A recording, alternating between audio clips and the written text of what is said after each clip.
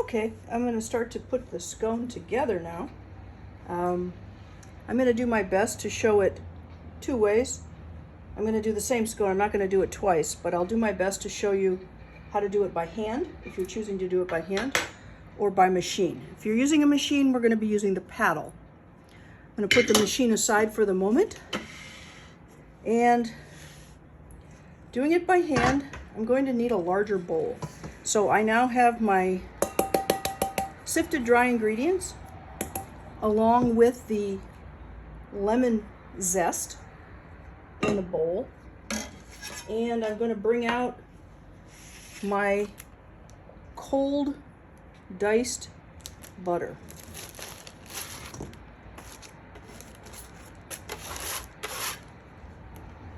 So there's a couple things you could do here by hand. You can use the same bench scraper to start to work it into the butter. It depends on, you may not have a large bowl.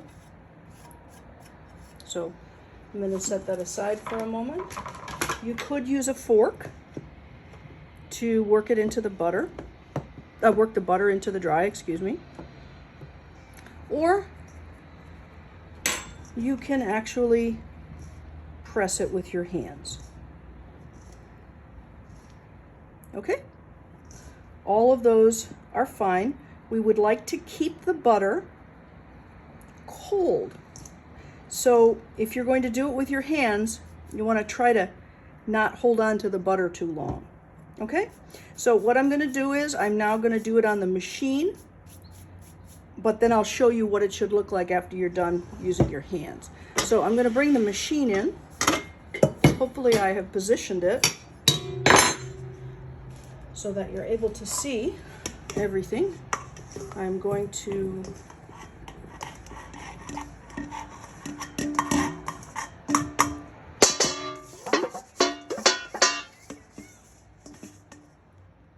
put everything into the mixing bowl.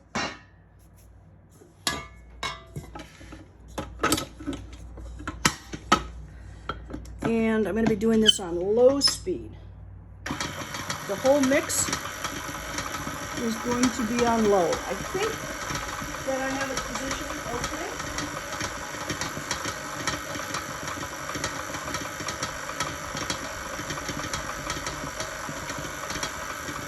okay. Again, if you're doing it by hand, I'm going to show you at the point that you would stop.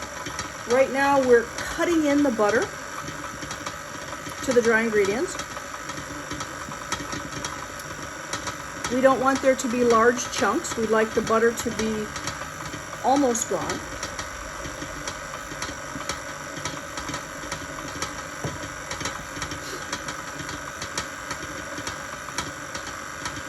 Again, you could be doing this by hand with a bench scraper, with a fork, or rubbing it with your hands.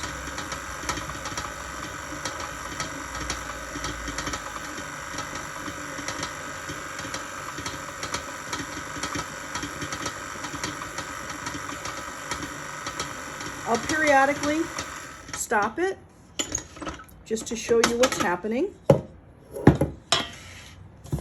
So you can see the butter is getting smaller, and actually the flour is getting a little more yellow as the butter gets worked in. Again, if you're doing it by hand, you can be rubbing. The paddle is actually an imitation of your hand motions. Maybe just to demonstrate further for those doing it by hand, you can see I'm pressing it.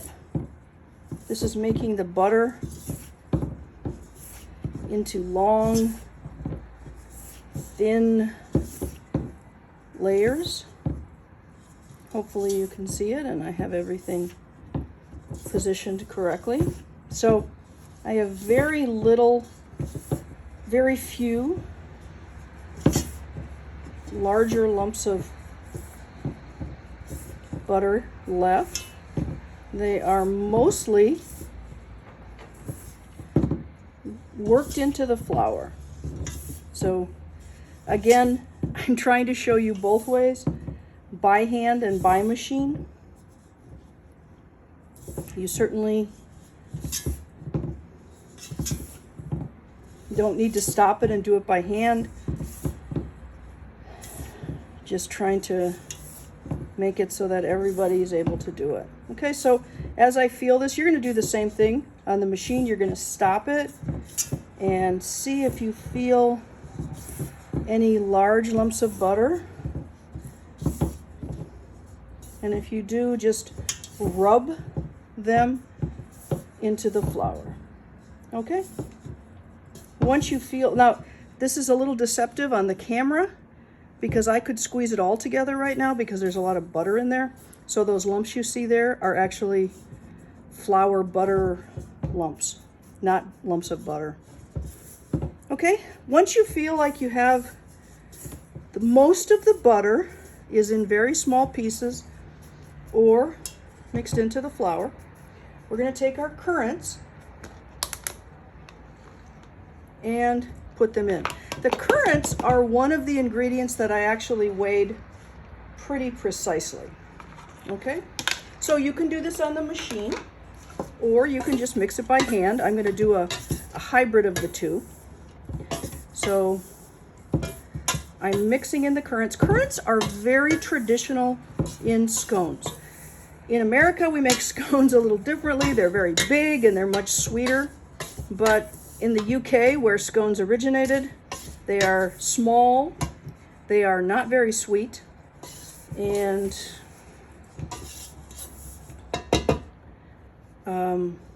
currants are a very classic fruit that's in them. So I'm basically putting the currants into the dry ingredients.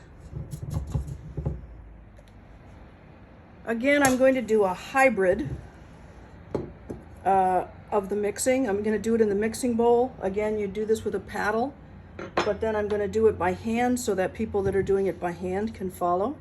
So I have my cold liquid, which I'm going to pour in. If I were doing it on the mixer, I might pour it in as it's mixing, but it's fine to pour it in all at once. And then if I'm mixing with the paddle, I'm simulating what would be happening on the mixer.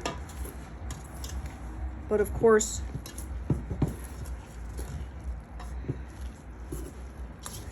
you're doing this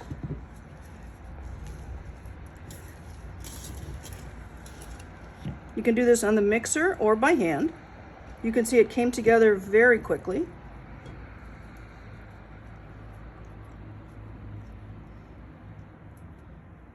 And now, if you read the recipe in the text asks you to put it on a piece of parchment and refrigerate for 1 hour. So what I'm going to do is, first I'll make sure that it's all well mixed. I'm going to actually put it on one of my parchment scraps that was left from my parchment cone practice, and I'm going to press this into a rectangle about 1 inch thick. Okay, one thing that might work for you real well is you could use your hand scraper. It doesn't matter, I mean, it's nice to get it about the size that you want, but we can adjust it a little bit after it's been refrigerated. So I have it, it's about 1 inch thick, and